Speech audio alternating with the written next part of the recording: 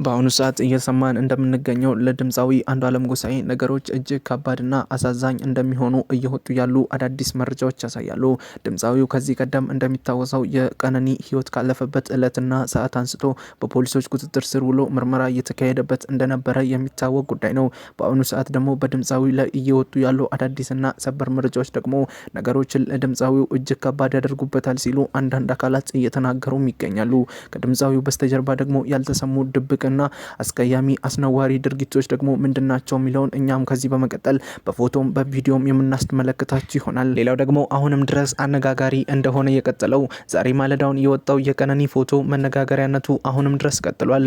ገሏታል አልገደለውም የሚለውን ሀሳብ ደግሞ የሚከራከሩ ግለሰቦችን ሀሳባቸውን እጅግ ያጎለብታል ተብሎ የሚታሰብበት ፎቶ በዛሬው ዕለት ዛሬ ማለዳውን ተሰራጭቶ እጅግ መነጋገሪያ መሆኑን ቀጥሏል። እኛም በዚህ ጉዳይ ላይ ይህን ፎቶ ማናወጣው ከዚህ ፎቶ በስተጀርባስ ምን አይነት ሚስጥሮች አሉ የሚለውን በተመለከተ ደግሞ ሙሉ መረጃም ስላለን በስፋት የምናስደምጣችሁም ይሆናል። ድምፃዊው በአሁኑ ሰዓት እጅግ ከባድ ችግር ውስጥ እንደገባ እየወጡ ያሉ መረጃዎች ያሳያሉ።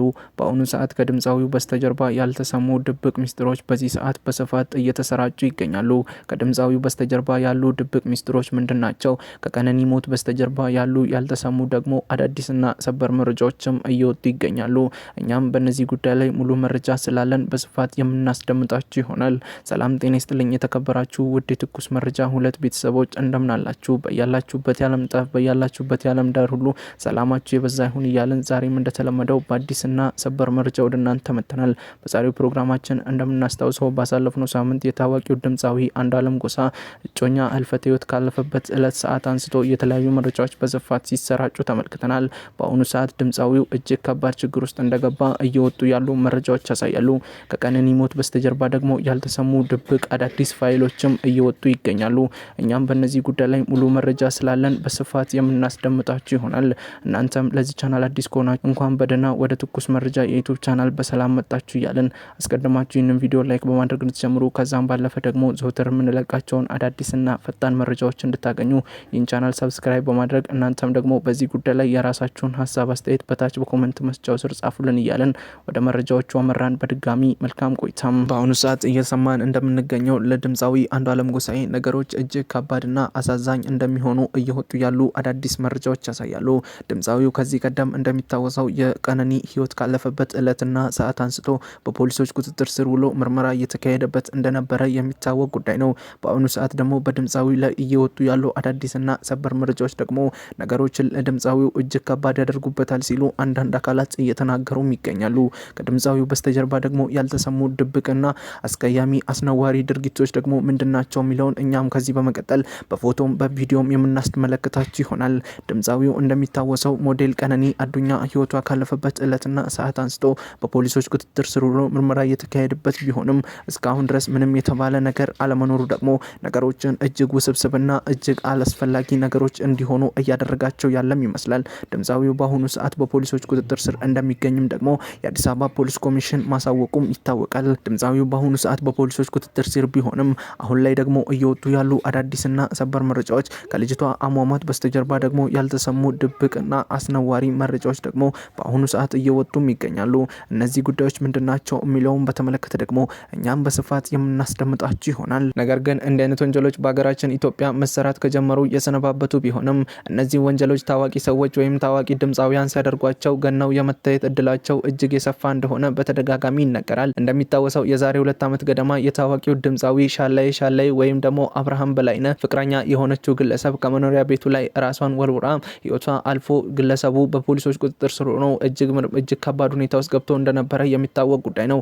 እንደምናስታውሰው የድምፃዊ አብርሃም በላይነህ ፍቅረኛ የሆነችው ከሚኖርበት መኖሪያ ቤት ራሷን ወርውራ ሕይወቷ ካለፈበት ዕለትና ሰዓት አንስቶ ድምፃዊው በፖሊሶች ቁጥጥር ስር ውሎ ምርመራ እየተካሄደበት ቢሆንም ሁሉም ቤተሰቦቿ ሁሉም የእሷ ጓደኞች አካላት የሚባሉ እንደሚያውቁት ከሆነ ድምፃዊው እንደታሰረና ፍትህ እየጠበቁ እንደነበረ የሚታወቅ ጉዳይ ነው።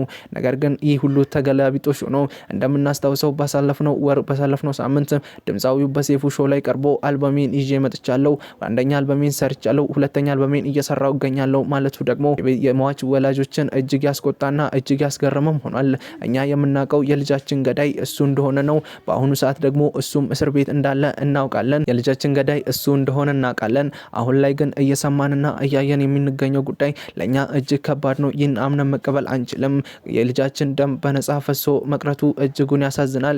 ፍትህ ለልጃችን እያሉ አሁንም ድረስ እየጮሁ ይገኛሉ። ታዲያ ያም ሆኖ ግን ድምፃዊው ባሳለፍነው ወር በሴፉ ሾው ላይ ቀርቦ ሲናገር እንደተመለከትነው ከሆነ እኔ አልታሰርኩም፣ ለ2 ሳምንታት ምርመራ ተደርጎብኝ ከዛ በነጻ ተለቅቄ ያለው ሲል የተናገረው ይህ ድምፃዊ እንደምናስታውሰው በሀገራችን እንዲህ አይነት ወንጀሎች በተደጋጋሚ ይሰራሉ።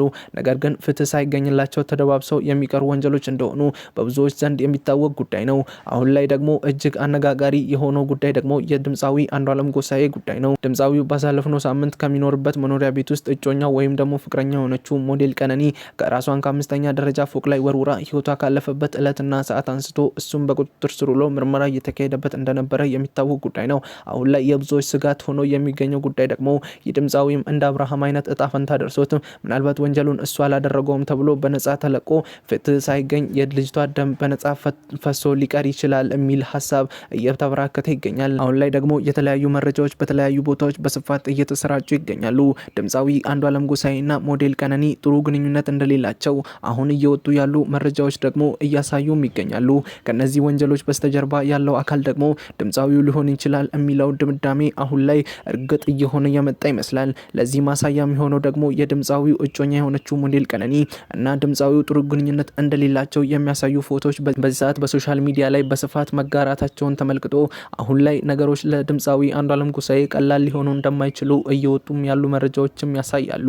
እስኪ እናንተም በዚህ ጉዳይ ላይ የራሳችሁን ሀሳብ አስተያየትም በታች በኮሜንት መስጫው ስር ጻፉልን። እንደሚታወቀው ድምፃዊ አንዱዓለም ጎሳኤ የቀነኒ ህይወት ካለፈበት እለትና ሰዓት አንስቶ በፖሊሶች ቁጥጥር ስር ውሎ ምርመራ እየተካሄደበት ያለ ቢሆንም ዛሬ ግን እየወጡ ያሉ መረጃዎች ደግሞ እጅግ አነጋጋሪና አወዛጋቢ እንደሆኑ ቀጥለዋል። ከድምፃዊው በስተጀርባ ደግሞ ያልተሰሙ ድብቅ ሚስጥሮችም ቀነኒን እንደሚደበድባትና እጅግ ከባድ ተጽዕኖ እያደረገባት እንደነበረ አሁን ላይ እየወጡ ባሉ ፎቶዎች መመልከት ይቻላል። ሞዴል ቀነኒ አዱኛ ይህንን ፎቶ በምን ሰዓት ተነሳችው? እንዲህ አይነት ፎቶዎችን ማናወጣ የሚለው ደግሞ አሁንም ድረስ አነጋጋሪ ነው።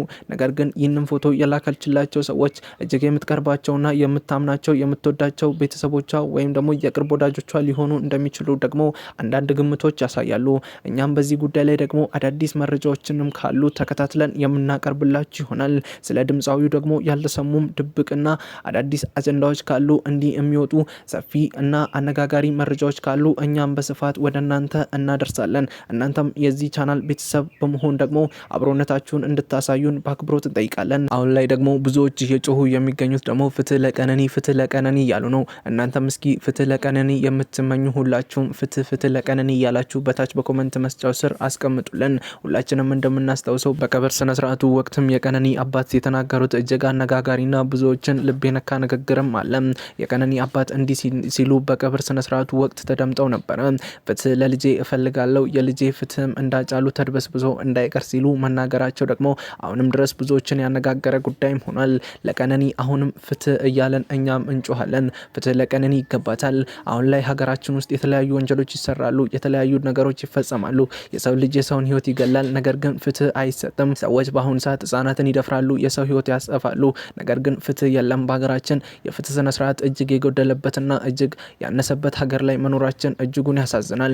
ነገር ግን ፍትህ ደግሞ ለሚገባቸው አካላት ፍትህ ቢሰጥ የሚል ሀሳብ ለመስጠት ያክል ነው። ሌላው ደግሞ አሁንም ድረስ ብዙዎች ሀሳብ የሚሰጡበት ጉዳይ ቢሆንም እንዲህ አይነት ወንጀሎች እኮ በሚዲያ የምናውቃቸው ታዋቂ ሰዎች የሰሩት ስለሆነ ነው እንዲገኖ የወጣው እንጂ ያልተሰሙ እጅግ ድብቅ የሆኑ ወንጀሎች በስፋት እንዳሉ የሚታወቅ ጉዳይ ነው። አሁንም ድረስ የህግ አካላት ግን በዚህ ጉዳይ ላይ ምንም አይነት ማብራሪያና ምንም አይነት መግለጫ አይሰጡም። ፍትህ የተጓደለበት አገር ላይ መኖራችን እጅጉን ያማል። ለሁላችንም ፍትህ ያስፈልገናል። እኛ ሀገር የሰው ልጅ የሰው ህይወት ካጠፋ በ2 ዓመት ቅጣትና በካሳ መውጣቱ ተገቢ አይደለም። የሰው ህይወት ያጠፋ ሰው መፈረድ አለበት፣ ተገቢ የሆነ ቅጣት ማግኘት አለበት የሚል ሀሳብ የሚሰጡም አሉ። እንግዲህ ውድ ተመልካቾቻችን እኛም ለቀነኒም ሆኑ እስከዛሬ ላለፉ ላጣናቸው እህት ወንድሞቻችን ፍትህ እንጠይቃለን። እንግዲህ ለዛሬ ያዝንላችሁ ፕሮግራም ይህን ይመስል ነበረ። ቀጣይ ደግሞ በሌላ ፕሮግራም በሌላ መሰናዶ እስከምንገናኝ ድረስ በያላችሁበት ቸር ቆዩን። እንዲህ አይነት ትኩስ መረጃዎችን እንድታገኙ ደግሞ ቻናላችንን ሰብስክራይብ ማድረግ እንዳይረሳ እያለን በያላችሁበት መልካም ቆይታ